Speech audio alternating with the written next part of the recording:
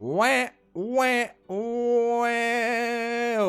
back, guys, to a brand new video. Now today, sadly, the new patch dropped, and I mean, I'm not saying sadly that the new patch dropped, but it broke the game. Of course, that doesn't mean that you can't play the game. You can play the game, but this new patch has made some pretty big issues. We're going to talk about these issues in today's video. We're going to use the comment section as a bug report section as well, if you guys want to mention anything that I've not mentioned in this video, because I'm sure there's a lot of stuff. Obviously, really glad to see this new patch went live. It was meant to be this weekend, Studio Wildcard, and it ended up being Monday. But yeah, so we're going to go through this, cover some of the most important key factors of what went wrong, and hopefully this is going to be sorted within the next few days. It's a bit of a shame that this is still happening on a regular basis. I'm not expecting everything to be perfect, but this has been a seriously big issue, especially for people running clusters like myself. But let's get in with the video. If you do enjoy it, drop a like, subscribe, and if you know, obviously I've been keeping you guys up to date for the last like 10 to 11 years. I can't even believe it's that long, but thank you for supporting me. Right, so we're going to get in with the patch first, and I'm actually going to go through this one. I think it's pretty much the same than the one that went in the crunch, but this was posted by Skittle. So this was the minor version for servers and clients. So the balance changes for the resource caches. They reduced the wave count from 5 to 3. They removed the neophytes. They increased XP awarded from spawned enemies by ×5. They restored 20% health to the resource cache after completing each wave. They increased the chances of getting Arctic armor / fabricated weaponry. The Osidon, during taming, the wild Osidon heals back to 100% after dismounting the player. The Osidon taming time limit and numb icicles / dinos required now scales with taming speed multiplier config. For the fabricated crossbow, they increased the damage in sniper mode by 33%. They increased the fabricated crossbow base durability by 50%. And as for the hollow decoy, they reduced the hollow decoy crafting requirements by 30%. They removed gunpowder as hollow decoy crafting requirement. Then there was a huge long list of bug fixes that we're going to go through now. So they fixed the case where a player inventory would visually disappear after teleporting away with a thrall. Speculative fix for players being unable to access terminals on the LC map. The Snowdragon Sky Gate no longer blocks projectiles. The Snowdragon fixed the case where entering render distance would change in head rotation. When the Veilwind transforms, it should now keep its spade / neutered status. Fast traveling with beds should no longer break Soulwind minigame buff. Soulwind / Malwind should now update imprint bonus correctly. Fixed the case where the Malwind would rarely become invincible during missions. Fixed another feline form exploit. Beaver dams can now spawn on the LC map. Desmodus mini-boss will no longer stretch dinos and thralls when picked up. LC ambient sounds should no longer be stacking. Meiguana can now enable nursing while underwater. Fix the zero gravity bug with bison attack. When controlling a thrall, it will now return back to the player character when teleporting into the boss arena. Fixed up some LC explorer notes not being translated properly. Improved lost colony spawn points. LC city spawn will no longer be the default spawn location in the list. Fixed the case where thralls could spawn inside of each other. Updated ambushing strike description to match its effects. Fixed a couple of LC map holes. Fixed some LC assets not having proper collision. Updated LC Ascension Explorer Note icon. Added some missing audio from waterfalls on the LC map. And also, for some final ones, fixed an issue with the center displaying the wrong textures while on epic graphic settings.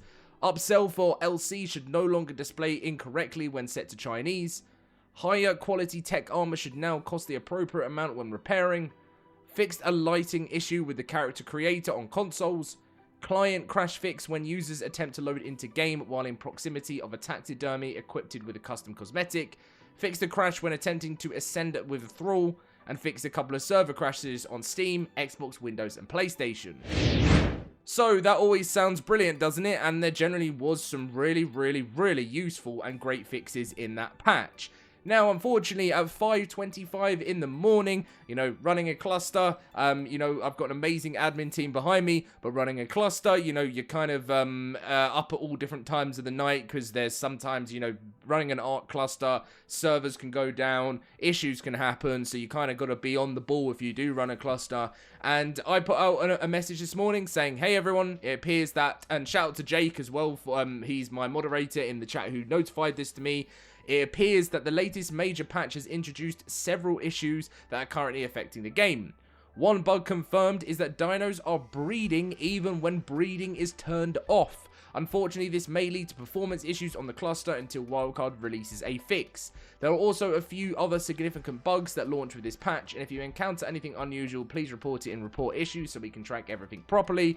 And in the meantime, we kindly ask players to help the admin team by keeping things tidy, and minimizing unnecessary strain on the servers while we wait for Wildcard to resolve these issues. So this is the post that I put out because pretty much, as we, breeding causes strain on servers, right? And we allow people to breed on the servers. We don't want ever, we hate having to take away something or change something to help server performance, because I don't like doing that, changing things to the base game. Oasisaurs are a massive problem, which is something we've been dealing with.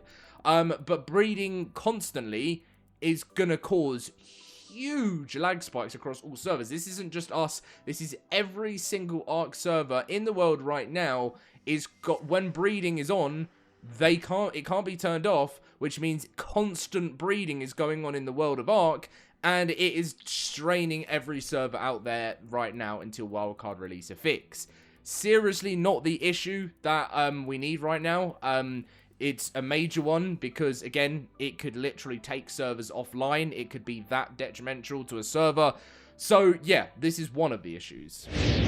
Another issue that some people have reported to me in the LoadedCrysis cluster is, and I also just saw it again, I saw a few reports. Kind of sometimes when someone sends me a report, I'm like, this could be a one-off issue, but I just saw it in the official ARK Discord saying there's also a bug that if you jump using a soul win on any other map than Lost Colony, that you get disconnected.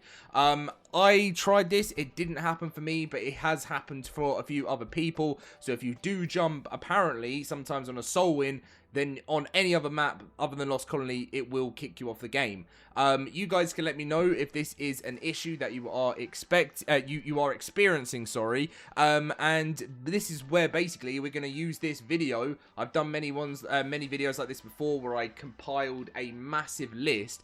I never actually released the list, by the way. If you guys remember, I did a video ages ago where I basically made this massive list of bug fixes, and it just kept on growing, and I've still got it on my computer. It just kept on growing, and there's a lot of stuff basically that I need to delete which have been fixed, but the list is still ongoing, and I can still sort that list out and release it for you guys. It might just need a couple of updates because it's been a while, but this has been a very, very, very major problem.